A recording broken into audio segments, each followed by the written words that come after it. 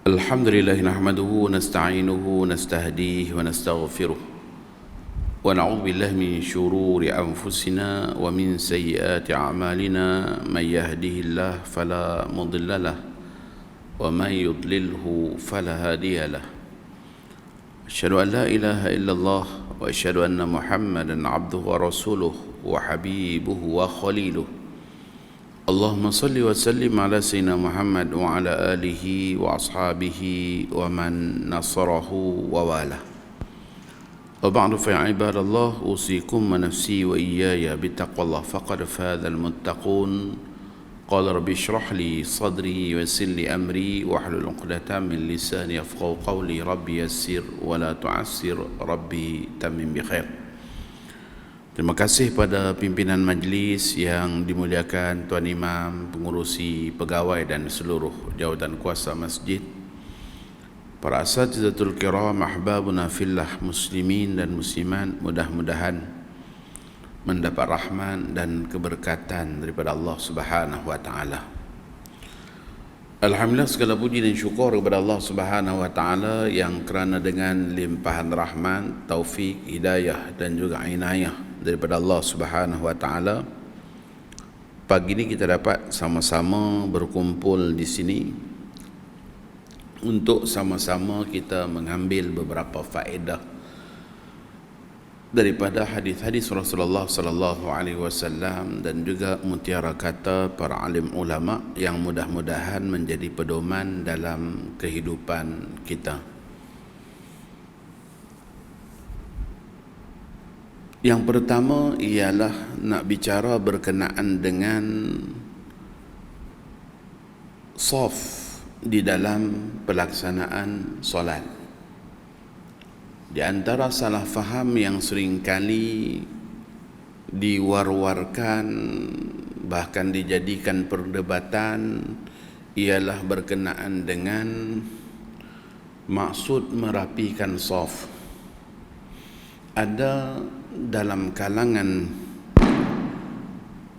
masyarakat kita, bila merapikan saf tu sehinggakan rapat bahu dengan bahu, rapat tumit dengan tumit,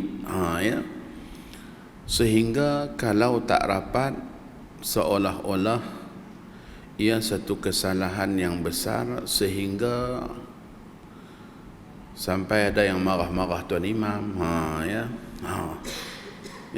Imam mana imam? Kenapa tadi imam tak tegur jemaah? Tak rapat kaki dengan kaki. Sampai macam tu. Jadi sedangkan kalau kita tengok dalam hadis ni, dalam aspek pengajian hadis, waktu kami mengaji dulu dengan Syekh Ibrahim Al-Kittani, beliau di antara orang yang banyak meluruskan kefahaman-kefahaman berkenaan dengan hadis. Contohnya berkenaan dengan bersugi sebelum solat. Hadis-hadis berkenaan dengan bersugi, Nabi kita katakan, laula an asyqa ala ummati la amartuhum bis-siwak inda kulli salah. Kalaulah tidak menjadi berat kepada umatku, akan kusuruh mereka bersugi inda kulli salah.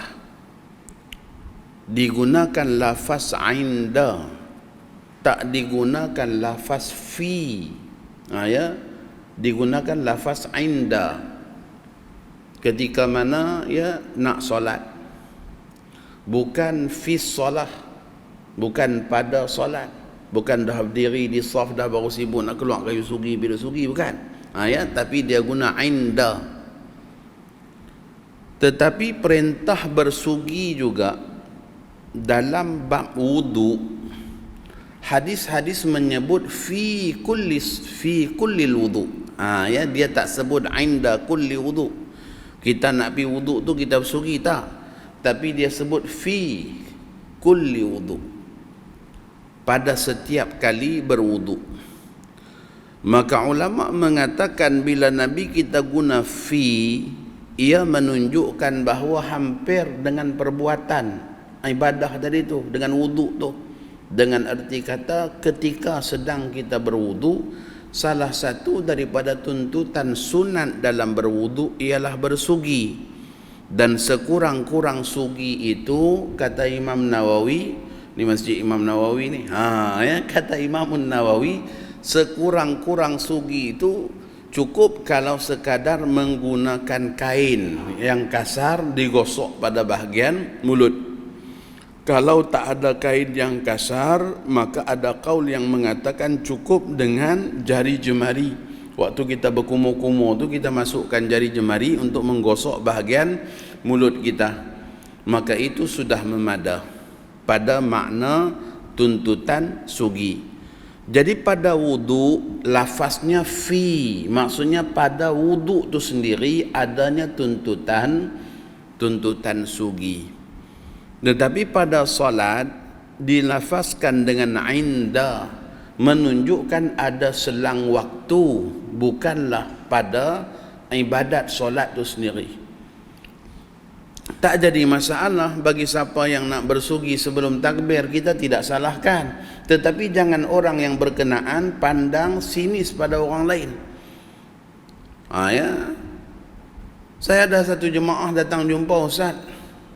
Saya suka ustaz ceramah, saya suka ustaz jadi imam, tapi saya tengok ustaz tak bersugi. Masya Allah, sampai macam tu. Saya tengok ustaz tak sugi. Orang lain keluar kayu sugi, nak dekat nak takbir tu sugi dulu baru takbir. Maka kita tak nak yang persepsi macam tu. Tak nak yang ada persepsi yang macam tu. Sedangkan lafaz hadis tu guna inda. Inda ni maksudnya perbuatan tu berlaku sebelum, ada selang waktu dengan sembahyang tu.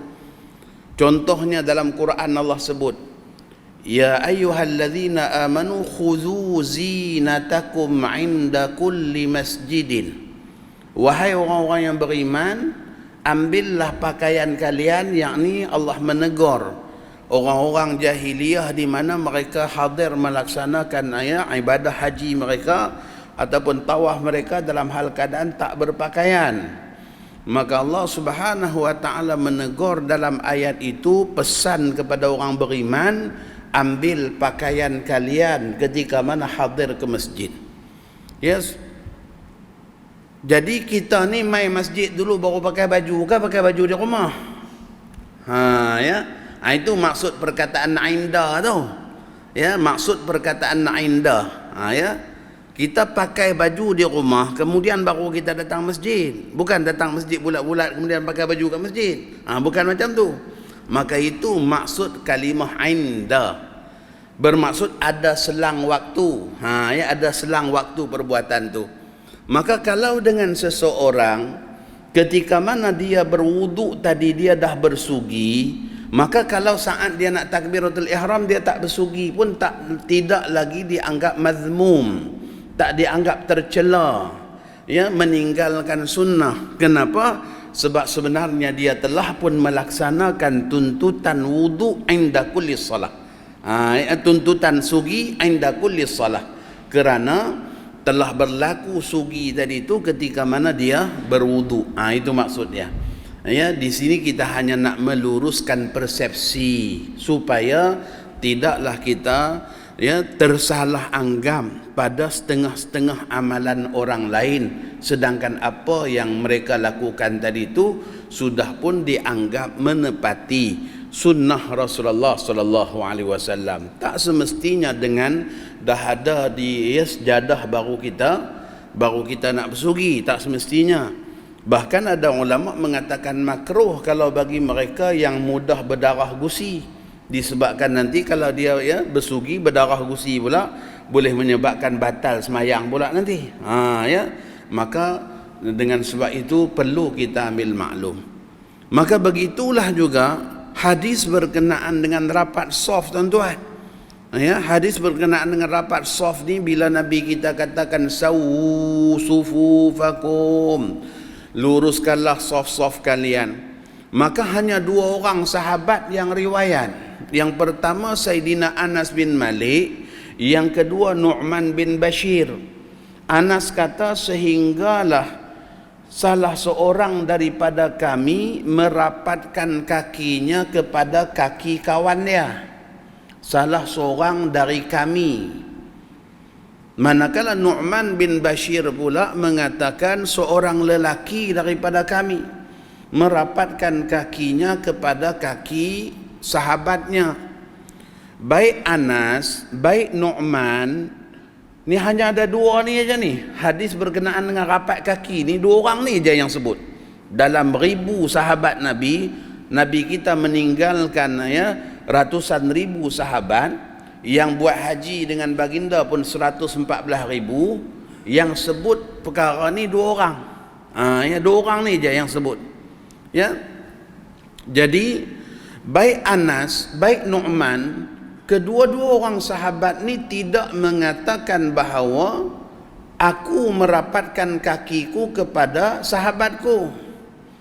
Ya. Anas tak cerita bila Rasulullah suruh kami rapat saf, aku berdiri sampai aku rapatkan kakiku kepada kaki sahabatku. Anas tak cerita macam tu.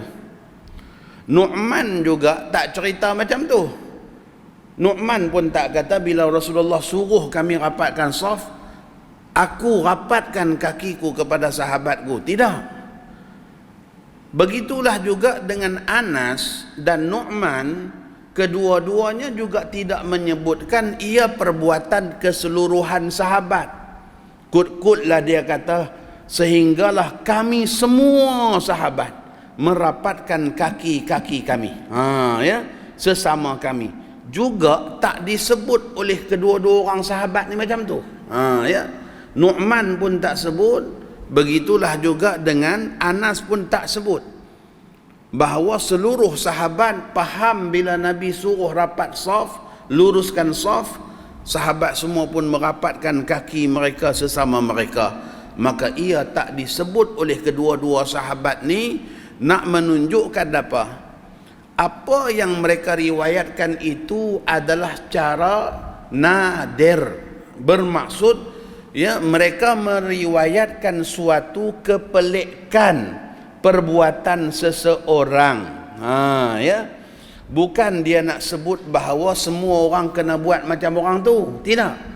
Dia hanya nak sebut ia perbuatan ganjil seorang yang merapatkan kaki kepada sahabatnya kerana faham Nabi suruh luruskan saf, maka dia ni sampai rapatkan kaki kepada sahabatnya.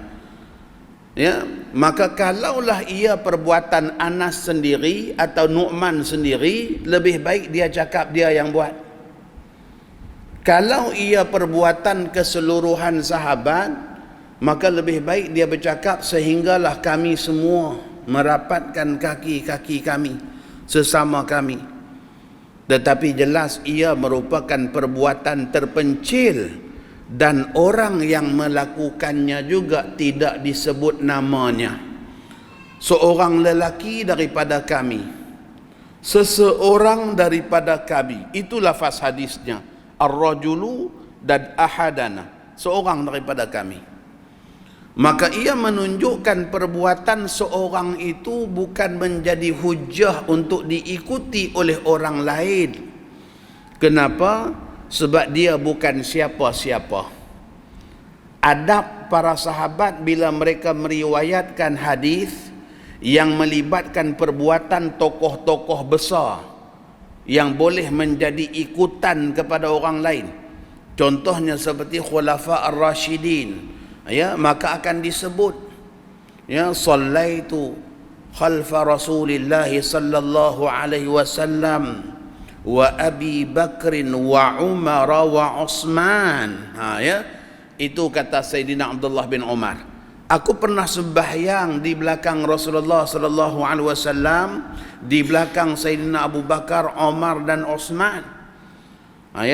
Maka apabila ia perbuatan orang-orang besar, yang mana perbuatan orang-orang besar tadi itu menjadi tuntutan kepada umat untuk mengikutinya, maka sahabat bila dia riwayat dia akan sebut nama sahabat-sahabat yang berkenaan, nama tokoh-tokoh yang berkenaan.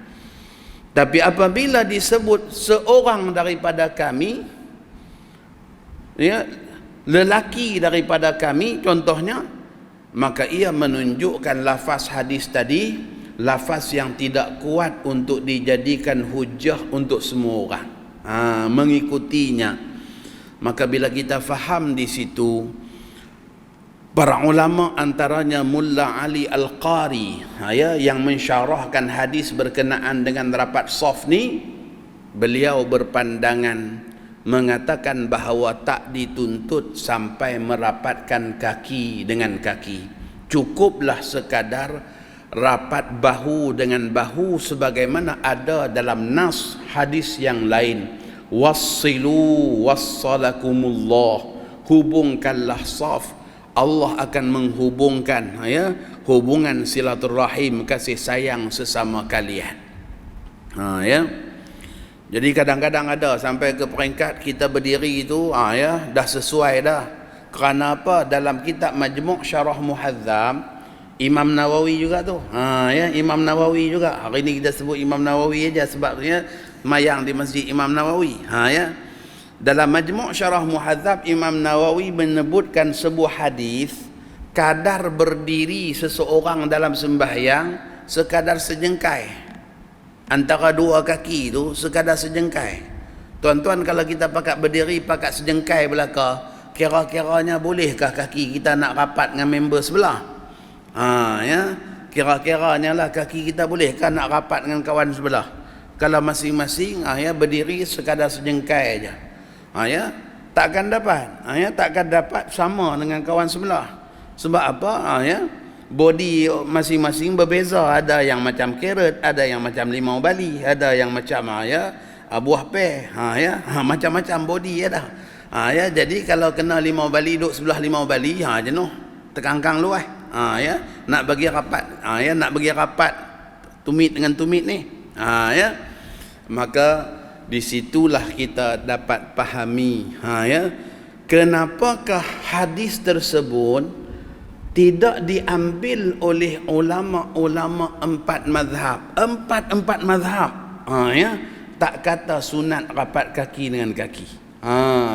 Empat mazhab tak kata sunat rapat kaki dengan kaki. Datang orang kemudian ni aja dia pergi jumpa hadis tu, kemudian dia pergi hurai seolah-olah semua orang kena buat macam perbuatan orang yang terpencil tadi, yang sebenarnya tidak menjadi tuntutan kepada umat untuk ikut.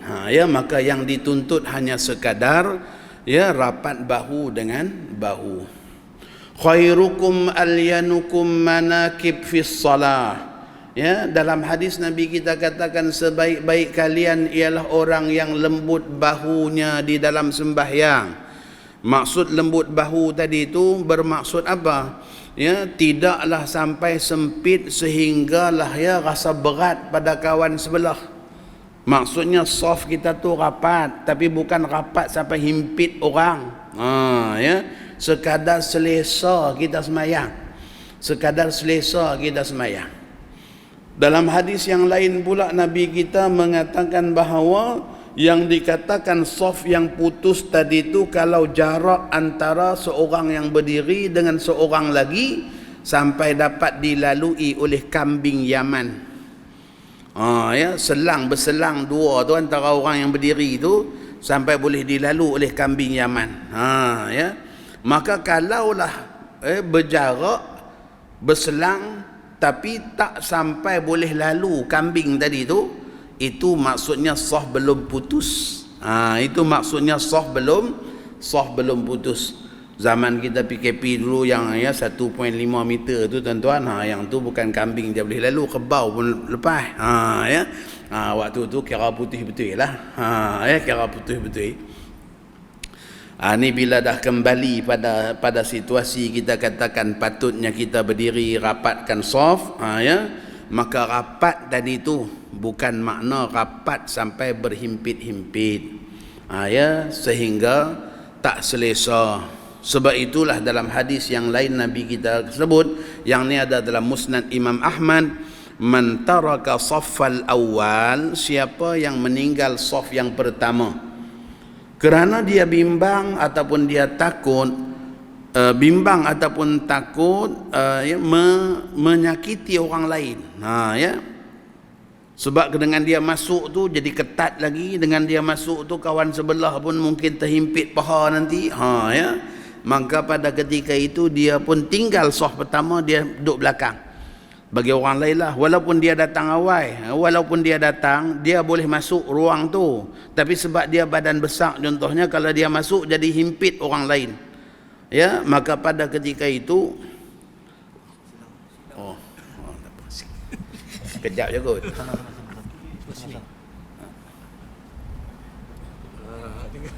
Betul ke? Allah.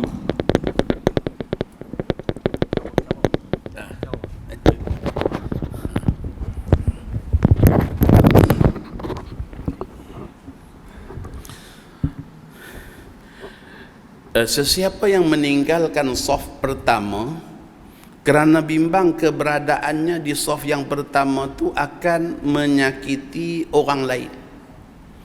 Ya, orang lain terganggu contohnya. Maka pada ketika itu adhafallahu lahu ajra safil awal. Allah Subhanahu wa taala gandakan kepada dia ganjaran pahala saf yang pertama. Walaupun dia tak masuk saf pertama, tapi dia digandakan ganjaran pahala dengan saf pertama. Sebab dia tak masuk tadi tu kerana bimbang dengan dia masuk boleh mengganggu orang lain. Ya. Contohnya tengok ya, kalau dia masuk ni jadi ketat. Ya, kalau dia masuk jadi ketat. Dia tak masuk lah, bagi peluang orang lain masuk. Ya, orang yang kurus sikit kan masuk ke depan. Ya. Maka pada ketika itu dia yang duduk di belakang tu dapat ganjaran pahala lebih ya daripada saf pertama. Ya, dapat ganjaran pahala lebih. Maka di sini menunjukkan kepada kita bahawa selain daripada ya kerapatan saf yang kita duk war-warkan tu, keselesaan dalam sembahyang juga diambil berat oleh Rasulullah sallallahu alaihi wasallam. Ya. Sebab itu Nabi kita dalam hadis yang lain, Nabi kita katakan khairul majalis awsa'uha. Sebaik-baik majlis itu majlis yang selesa, awsa', majlis yang luas. Luas itu bukan sebab orang tak ada. Ya ustaz datang ceramah, masya-Allah, alhamdulillah ustaz. Hari ini kita dapat sebaik-baik majlis. Sebab apa? Yang tinggal imam dengan bilal aja. Jemaah semua tak ada. Pakai balik kampung habis. Ya, sebaik-baik majlis yang paling luas. Luas sungguh sebab tak ada orang. Ya, contohnya. Bukan maksud macam tu. Ya. Awsa' di situ bermaksud majlis yang selesa. Ya, majlis yang selesa, semua orang hadir tu dia rasa selesa. Itu maksud awsa'uha. Maka sembahyang juga merupakan majlis dalam ibadah. Ya. Maka awsa' jugalah. Ya, sembahyang tu dalam hal keadaan selesa. Sebab itu ada hadis berkenaan dengan orang yang dia nak masuk depan, dia bimbang ganggu orang, maka dia duduk di belakang, dia dapat ganjaran pahala lebih. Ya. Maka begitulah juga contohnya kalau kita saat kita bawa anak-anak kita ni baru nak berdisiplin, baru kita nak ajak dengan adab-adab di masjid. Maka pada ketika itu anak ni kalau kita tinggal dia di belakang, kita lajak pergi duduk saf depan nak dapat pahala lebih no, insya-Allah. Ya. Kat belakang jadi macam-macam. Ya, imam rokok aja fire. Ya, dengan tok imam sekali dia fire. Ya, dengan tok imam sekali dia fire. Tapi kalau ayah dia ada duduk sebelah dia semayang, ya, ayah dia duduk sebelah dia semayang aja, ya, macam aulia illahi salihin. Ya, macam wali-wali. Ya, dia punya tertib semayang tu baik aja kalau ayah duduk sebelah. Tapi kalau ayah tu tinggal, lajak pergi ke depan, tinggal dia seorang aja dengan adik dia, insya-Allah. Ya. Macam zoo kat belakang. Ya, maka kalau dia faham ya hadis tadi, orang yang tinggal depan disebabkan bimbang kalau dia ada kat depan jemaah lain tak puas hati anak siapa pula dah. Ya, duk kayuh kat belakang. Ya. Maka dia pun tak pi depan lah. Ya. Dia duduk sebelah anak dia aja, sebaris dengan anak dia, mana-mana tiang pun tak apa, selama mana dalam luas masjid ni tang mana pun sah. Ya, ikut kepada imam kat mana pun sah. Ya. Maka pada ketika itu itulah ya orang yang faham, ya, yang faham tuntutan-tuntutan. Oh ya, anak-anak pun dapat diajar kalau semayang dalam masjid macam ni, tak boleh duk bersembang, tak boleh duk riuh, tak boleh duk main. Ya, disiplin sungguh. Dan dalam masa yang sama dia dah tarbiyah anak-anak dia tu dengan adab di masjid. Dia juga bawa anak dia ke masjid dalam hal keadaan tak terganggu orang lain. Nah, itu penting kita menyelami hadis-hadis Rasulullah sallallahu alaihi wasallam, ya, ilmu hadis yang luas ni masya-Allah. Bila kita lalui, kita ambil daripada guru-guru yang boleh mensyarahkan kepada kita dengan syarah, baik pada lugau, aspek bahasanya. Kalau kita tengok tadi hadis berkenaan dengan soft tu, ulama ambil aspek bahasa saja. Gaya bahasa yang digunakan oleh Sayyidina Anas dan juga Sayyidina Nu'man itu sudah memberi gambaran hukum sebenarnya tuntutan soft tu macam mana. Bukan dituntut pada semua orang. Ya, kadang-kadang sampai ke peringkat bila kita berdiri sejengkai aja, dia berdiri sebelah tapi dia faham mesti rapat kaki, dia kangkang luas tuan-tuan. Pergi duk cari kaki kita tu. Ya.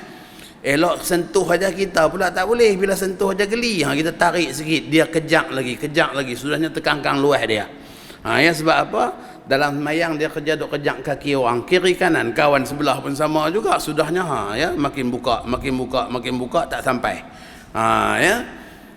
Jadi sebab faham tu faham yang berbeza dengan apa yang diulas dan dipahami oleh para alim ulama. Ya.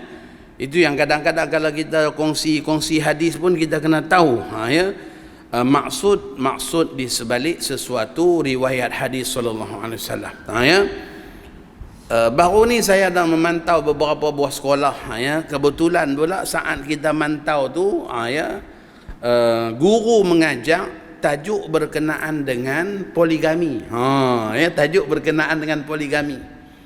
Maka dibacalah satu hadis, sesiapa yang ada dua isteri lalu dia melebihkan salah seorang daripada keduanya, mala ila ahadihima. Ya, maksudnya dia cenderung lebih kepada salah seorang daripadanya, maka nanti datang di hari kiamat dalam hal keadaan sengit bahu dia.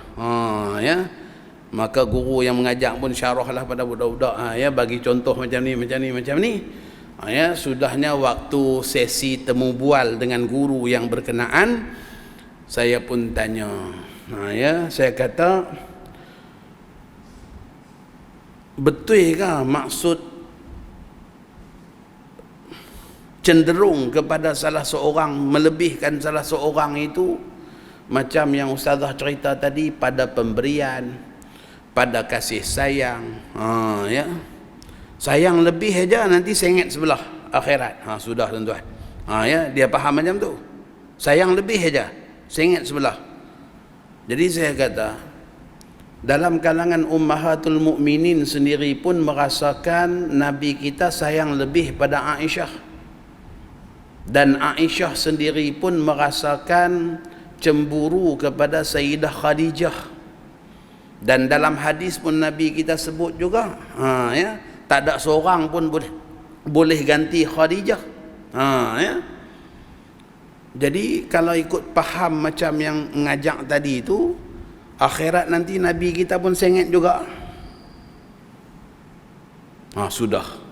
Ya, sudah. Ya. Maka dengan sebab itulah kita kena tengok ulasan para ulama berkenaan dengan melebihkan tadi itu ialah pada hak bermalam. Ya, pada hak bermalam. Bukanlah lebih pada pemberian, sebab kadang-kadang memang patut bagi lebih pada yang pertama sebab komitmen dia dah lebih. Disebabkan ada anak, disebabkan anak-anak sekolah, duit belanja kena bagi lebih. Yang seorang lagi, yang kedua anak pun tak ada lagi, apa pun tak ada lagi, belanja dia kurang pun tak apa. Ya, kadar keperluan dia. Ya, itu yang dikatakan adil. Adil tu bagi sesuai dengan hak. Ya, maka adil. Maka kalau lebih pada pemberian, tak dikatakan sebagai tak adil. Ya. Begitulah juga pada kasih sayang. Kasih sayang ni juga merupakan benda yang kita tak boleh nak nilai. Ya. tak boleh nak kawal cenderung hati itu. Maka ulama mengatakan bukan pada cenderung hati, tetapi sebenarnya pada hak bermalam. Sehingga kan Sayyidina Mu'adz bin Jabal, kalaulah itu hak bermalam isterinya yang lain, maka pada ketika itu minum air di rumah isteri yang lain pun dia haramkan diri dia. Tu dia. Ya. Sambil-sambil lalu, ya, dah lalu ni alang-alang dah, walaupun tu bukan hak isteri yang pertama, tapi sebab lalu kawasan rumah isteri pertama, singgah. Ya. Singgah tu minum air pula. Mu'adz bin Jabal kata haram, dia tak buat. Sebab itu hak yang satu lagi, hak yang seorang lagi. Ya. Maka ulama mengatakan cenderung kepada salah seorang itu pada pemberian hak bermalam. Ya, hak bersama. Maka kalau ada dua, kena bagi sama lah. Ya, macam tuan guru kita dulu, ya, almarhum, ya, tuan guru Syekh Fahmi Zamzam, kita tengok, ya, macam mana 10 hari 10 hari 10 hari 10 hari. Ya, disebabkan ada 4, maka 10 hari 10 hari 10 hari. Hak yang sama. Ya, guru-guru kita yang lain pun sama juga. Kadang-kadang tolong carikan pada anak ya, homestay, sebab ni dah masuk ya, bahagian yang seorang lagi. Ya, dah tak boleh duduk dah dengan yang seorang kat sini. Ya. Maka itu kita ambil maklum, itu hak bermalam. Ulama mengatakan haram kalau dah sampai ke peringkat ia hak yang seorang lagi, tetapi dia belum balik dan masih tinggal dengan yang seorang lagi. Ya, tidur sekali pun hukum dia haram. Masya-Allah. Ya, itu maksud yang dikatakan adil sampai sengit sebelah tu. Ya, kalau tidak berlaku adil. Ya, jadi maka adalah beberapa perkara lagi tuan-tuan, contohnya berkenaan dengan tafsiran, ya, yang kita duk dengar daripada kita budak sampailah ya, sekarang ni pun dah umur 40 lebih. Ya, apabila engkau berkata-kata ya, kepada saudaramu ketika mana khatib berkhutbah, diam, maka ya, hilanglah pahala Jumaat. Itu yang bila hari Jumaat aja, bila budak-budak bersembang, semua pakat diam, orang tua pakat bacul belakang, takut habis pahala Jumaat. Ya, mana ada berani, hei, apa bercakap ni? Tak berani nak tegur. Sebab apa? Sebab hilanglah pahala Jumaatmu. Itulah yang diterjemah bertahun-tahun lamanya. Ya, waktu kami ngaji dengan Syekh Ibrahim dulu, Syekh kata apa? Lara di situ ada dua makna. Ada ulama kata lara di situ maknanya hilang pahala Jumaat. Namun ada juga pandangan yang mengatakan lara di situ lara perbuatan menegur. Bukan lara Jumaat tu, lara perbuatan menegur. Ya. Bila kita tegur, patutnya kita dapat pahala. Ya, memberi teguran. Tetapi di saat khutbah itu lebih utama, maka menyampaikan teguran pada ketika itu tak dapat apa. Ya, bukanlah maksudnya tak boleh tegur. Bukan maksud tak boleh tegur. Ini sampai masya-Allah, ya, budak nak bersembang ke, nak melompat ke, bertumbuk sama-sama dia kat belakang pun, orang tua diam aja. Tengok jeling ni mata macam nak terkeluar lah. Ya, duk geram. Ya, duk geram tengok tu. Mata ni ya, duk jegi mata tak kira dah, budak buat tak peduli aja. Ya, sebab apa? Dia tahu tak berani tegur tu. Ya, kan berani tu. Ya, sebab apa? Takut hilang pahala Jumaat. Ya. Maka akhirnya ya, jadilah macam mana duk jadi tiap-tiap hari Jumaat. Ya, terpaksa pula ajak ustazah-ustazah, ya, gad-gad perempuan pula bawa kayu duk pergi tegur budak. Ya, hari Jumaat. Sebab apa? Orang lelaki semua takut. Ya, takut habis pahala Jumaat. Ya, takut habis pahala Jumaat. Maka boleh saja untuk kita mengambil pandangan yang mengatakan larau di situ engkau telah melakukan perkara yang lara. Lara di situ bukan lara Jumaat, tapi lara menegur. Ya, maka pada ketika itu maksudnya nak menegur boleh saja, tapi tak dapat pahala. Itu saja. Ya, tak dapatlah kita katakan ganjarannya, sebab keutamaan pada mendengar khutbah. Ya. Tapi itulah di mana-mana pun yang duk terjemah pada kita tu, ya, apabila engkau berkata-kata, ya, sedangkan ya, kepada saudaramu diam, sedangkan khatib berkhutbah, maka hilanglah pahala Jumaatmu. Ya, sebab lama dah ya duk tekan pada kita hilang pahala Jumaat, akhirnya tak ada siapa yang teguh. Budak-budak muda main dalam masjid, ya, dengan melompat ke, dengan apa ke, ya, sehingga terabailah hak-hak dan juga adab-adab di dalam masjid. Ya, tarbiyah ditinggalkan disebabkan apa? Masing-masing takut hilang pahala Jumaat. Ya, itu contoh, ya, bagaimana hadis-hadis Rasulullah SAW tu kita kena tengok ulasan para alim ulama supaya masya-Allah kita, ya, dapat meluruskan, ya, kefahaman. Sebaik-baik mahar, ya, Nabi kata aisaruha, ya. Tak ada dalam hadis Nabi mengatakan sebaik-baik mas kawin itu yang paling murah, arkhasuha, tak ada. Yang ada disebut dalam hadis Nabi ialah aisaruha. Sebaik-baik mas kawin itu ialah yang paling murah, yang paling mudah, bukan yang paling murah, yang paling mudah. Nabi sebut yang paling mudah, bukan disebut yang paling murah. Tapi ada yang duk terjemah kata, ya, mas kawin tu yang paling murah, yang paling baik. Ya.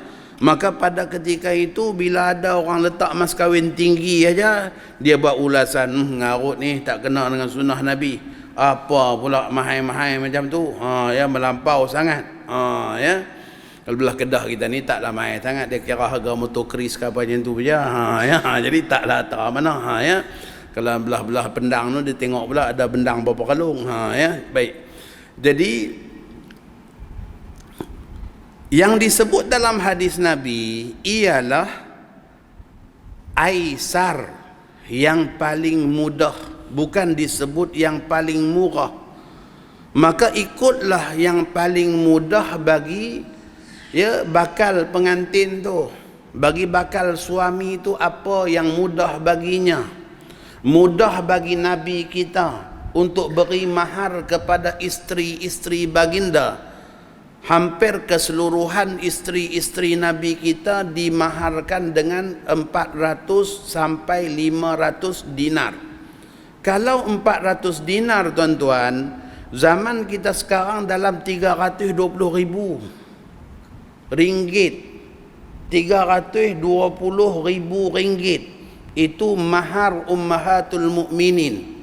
Habis tu kita nak piduk tuduh, kata, oi, apa mahal sangat tu, tak menepati sunnah. Ya, tak menepati sunnah letak mahar mahal-mahal ni. Ya, tengok macam mana mudah bagi Nabi kita.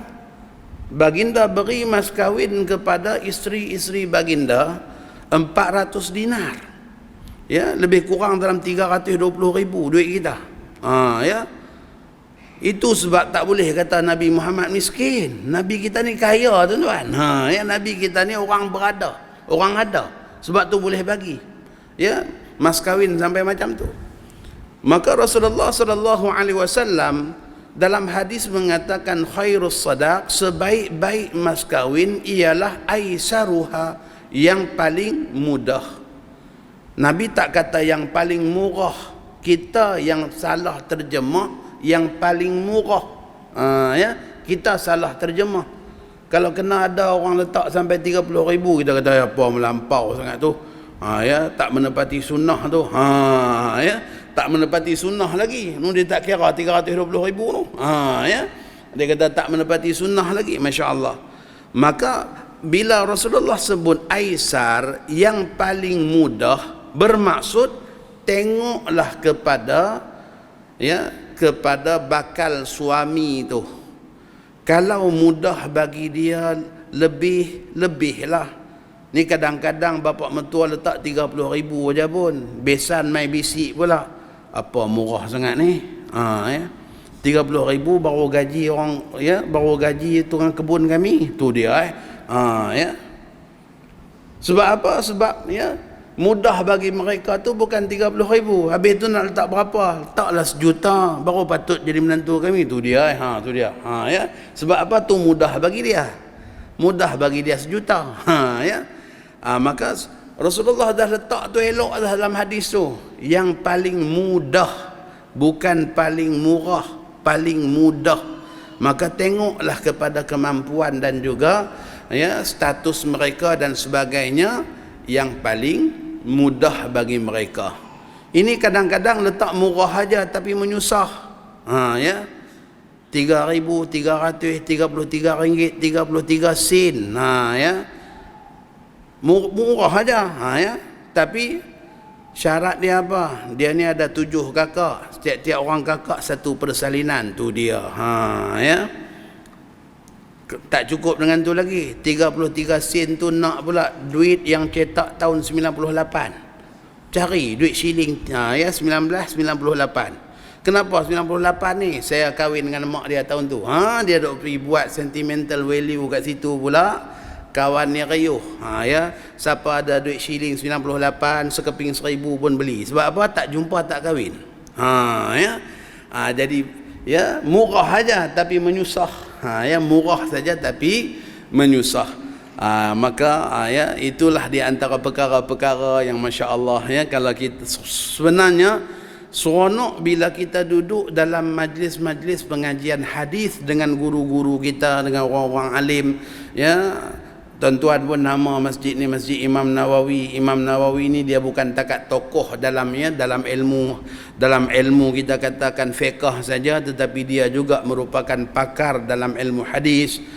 Maka semarakkanlah pengajian-pengajian hadis di tempat kita. Cari guru-guru yang boleh menjelaskan hadis-hadis Rasulullah sallallahu alaihi wasallam kepada kita, dan terapkanlah amaliyah-amaliyah pengamalan hadis di dalam kehidupan kita. Insya-Allah mudah-mudahan nanti Allah memberikan kepada kita kenikmatan dalam kita berinteraksi dengan hadis-hadis Rasulullah sallallahu alaihi wasallam. Maka dengan sebab itu nak duk terjemah hadis ni, dia bukan boleh terjemah dalam kita katakan literal saja, tetapi kena tengok luas, skop yang luas. Macam kita katakan tadi, aspek sengit sebelah bila kiamat nanti tu kena nilai balik macam mana dalam aspek sirah dia macam bagaimana, dan juga riwayat-riwayat yang lain bagaimana. Begitu juga kita tengok tadi dalam memahami merapatkan saf, bukan hanya ambil pada makna zahir aja, rapat kaki dengan kaki, tapi para ulama nilai balik. Sebab apa Anas sebut macam ni? Sebab apa Nu'man bin Bashir sebut macam ni? Sebab apa dia tak kata aku buat? Sebab memang dia tak buat. Sebab apa dia tak kata kami semua merapatkan kaki? Sebab memang tak ada orang lain buat. Maka sebab apa dia hanya sebut seorang daripada kami, lelaki daripada kami. Itu hatta sedemikian rupa para alim ulama dalam mengkaji hadis-hadis Rasulullah sallallahu alaihi wasallam, supaya dapat diperjelaskan hukum-hukum kepada ummah. Samalah halnya dengan sugi tadi pun tuan-tuan. Jadi tak semestinya sampai kena ada kayu sugi dalam poket. Nak takbir sugi dulu.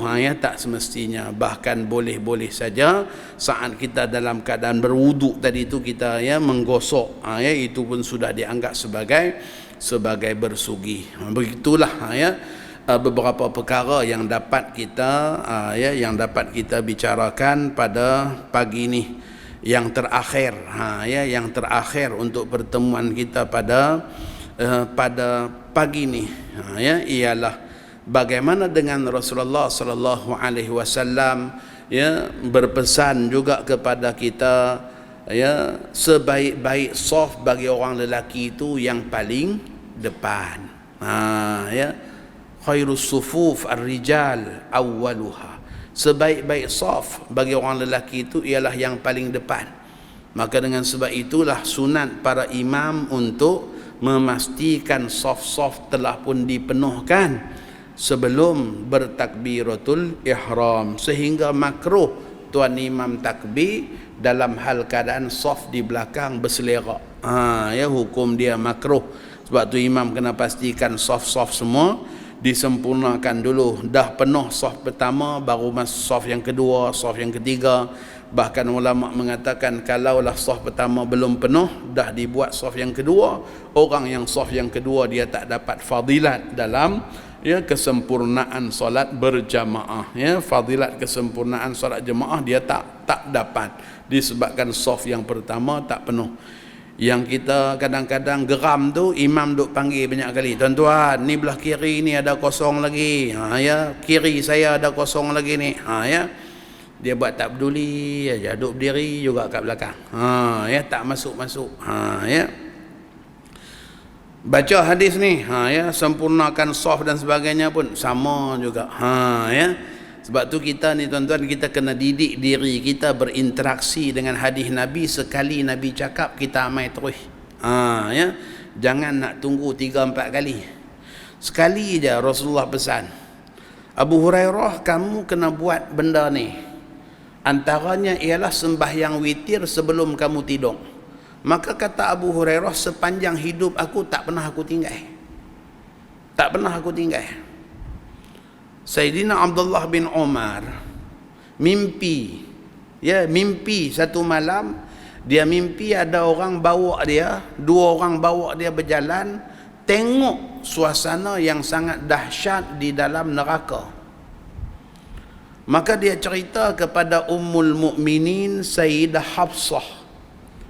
Dia kata, Hafsah, aku semalam mimpi yang sangat-sangat takut, kata dia. Mimpi ada 2 orang bawa aku, lalu tengok macam mana keadaan orang yang tersiksa.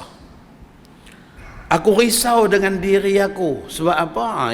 Kalau mimpi masuk syurga, syok tuan-tuan. Ini mimpi tengok neraka ni. Aku risau tentang diri aku ni.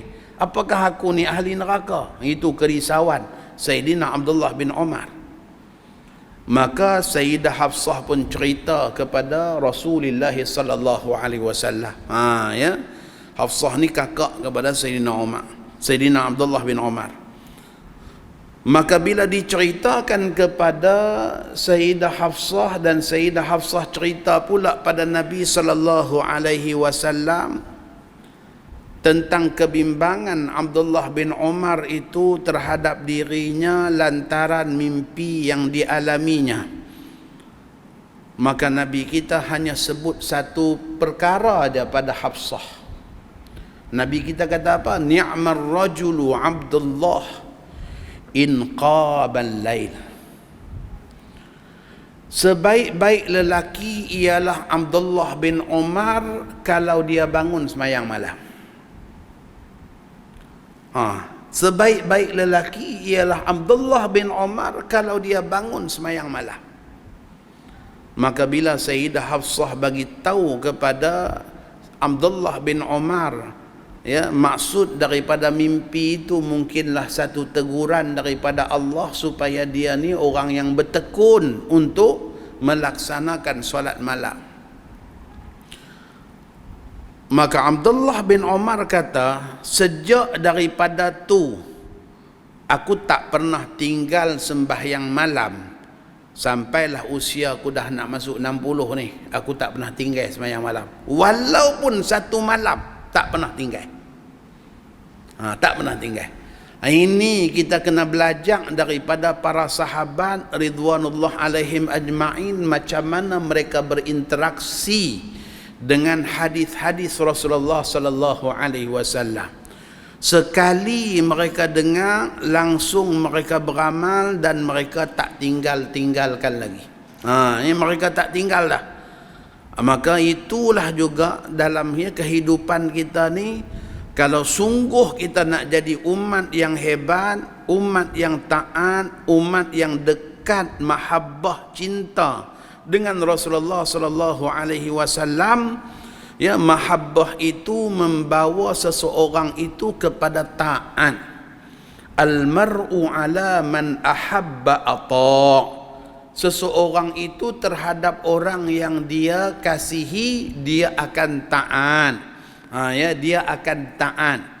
Dia akan patuh, dia akan rindu, dia akan sayang, dia akan buat semua apa yang disebut oleh kekasihnya, maka itulah yang kita kena pupuk pada diri kita, ya, berinteraksi dengan hadis-hadis Rasulullah ni. Bila Nabi kita katakan sebaik-baik saf yang paling awal, maka kita pun ya ambil langkah, ya, tak payah sampai Pak Imam 8 kali panggil kita tak bergerak lagi. Tuan-tuan, ni ada kosong lagi ni, tak bergerak. Ya, sampai kesudah, ya, 2 minggu berikutnya datang bawa air, minta imam jampi. Ni anak saya tak berapa dengar cakap, tak tahulah macam mana. Ya, kita ni dah usaha macam-macam dah, tak jadi juga ni nak ikhtiar akhir ni, minta imam pula jampi. Dalam hati imam kata, perangai siapa? Perangai hang lah, aku duk panggil 8 kali pun tak bergerak ke depan. Ya, keturun lah tu. Ya, kata imam, ya, degil bapak tu turun sampai ke anak. Ya, sebab apa? Duk panggil pun tak, ya, tak bergerak-gerak ke depan. Ya, dia duk nampak anak dia aja tak dengar cakap. Hanya dia tak dengar cakap tu imam bertahun dah. Ya, jadi itu, ya, kadang-kadang ya, kita kena tahu interaksi dengan hadis-hadis Rasulullah ni tunjukkanlah sifat taat, supaya kita tak diuji dengan, ya, dengan perkara-perkara yang macam tu, yang sebenarnya Allah nak tunjuk pada kita, ya, ada dalam tingkah laku dan sikap kita terhadap, ya, Rasulullah sallallahu alaihi wasallam, yang Allah nak tegur kepada kita melalui anak-anak kita.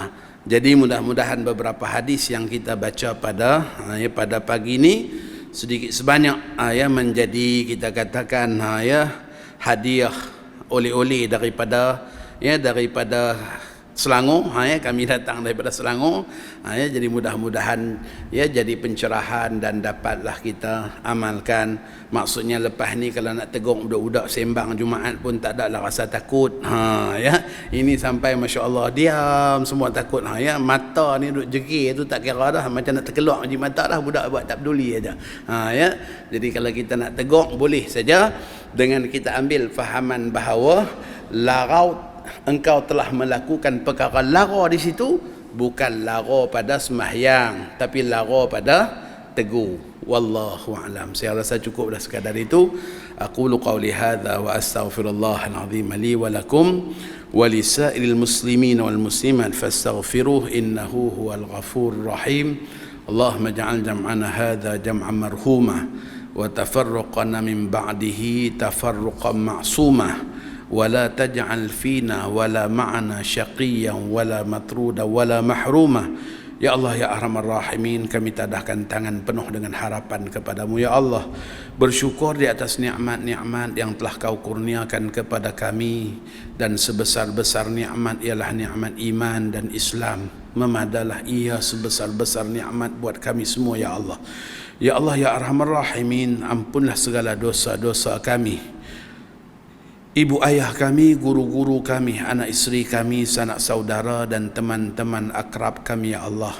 Ya Allah, ya Arhamar Rahimin, ampunlah segala dosa umat Nabi Muhammad sallallahu alaihi wasallam. Ya Allah, siapa juga yang telah menjayakan majlis kami pada hari ini, anugerahkanlah kesejahteraan, kesihatan, keafiatan, kesentosaan, kemurahan rezeki rohani dan jasmani buatnya dan buat kami semua.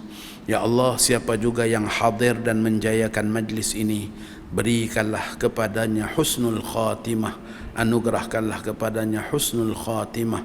Ya Allah, ya Arhamar Rahimin, sampaikanlah selawat dan salam buat junjungan besar kekasih kami Nabi Muhammad sallallahu alaihi wasallam, dan jadilah tiap-tiap orang daripada kami nama-namanya disebutkan kepada baginda, ya Allah. Ya Allah, ya Arhamar Rahimin, kau pertemukanlah kami dengan kekasih kami di hari akhirat kelak. Engkau mengetahui betapa di dalam lubuk hati kami yang paling dalam terselit rasa rindu dan sayang kepada baginda sallallahu alaihi wasallam, dan jadilah kerinduan dan kasih ini, ya Allah, sebagai sebab untuk melayakkan kami dapat bersama dengan baginda di hari akhirat kelak. Ya Allah, di mana sahaja baginda berada di hari akhirat kelak, jangan disisihkan kami daripada majlis baginda. Ya Allah, saat baginda memanggil-manggil kami di padang mahsyar dengan panggilan umatku, umatku, pada saat itu kau bukakanlah laluan, mudahkanlah jalan agar kami dapat sampai kepadanya. Bahagiakanlah kami dengan dapat melihat wajahnya yang ceria. Gembirakanlah kami dapat minum air daripada kolam airnya. Bahagiakanlah kami beroleh bantuannya ketika mana kami melalui titian sirat. Ya Allah, saat marak api neraka Jahannam di bawah titian sirat yang menyala-nyala membakar manusia yang jatuh ke dalamnya, kekasihmu dan nabimu berdoa, Allahumma sallim sallim, Allahumma sallim sallim. Ya Allah selamatkan, ya Allah selamatkan. Maka selamatkanlah kami ya Allah, ibu ayah kami, guru-guru kami, anak isteri kami dan sahabat-sahabat kami dari terjerumus jatuh ke dalam lubang neraka berkat doa kekasihmu Nabi Muhammad sallallahu alaihi wasallam. Jangan dihampakan permintaan baginda. Ya Allah, masukkanlah kami ke dalam syurga bersama kekasihmu. Rabbana atina fid dunya hasanah wa fil akhirati hasanah wa qina adzabannar. Sallallahu ala sayyidina Muhammad wa ala alihi wa sahbihi wa baraka wa sallam. Walhamdulillahi rabbil alamin. Taqabbalallahu minkum.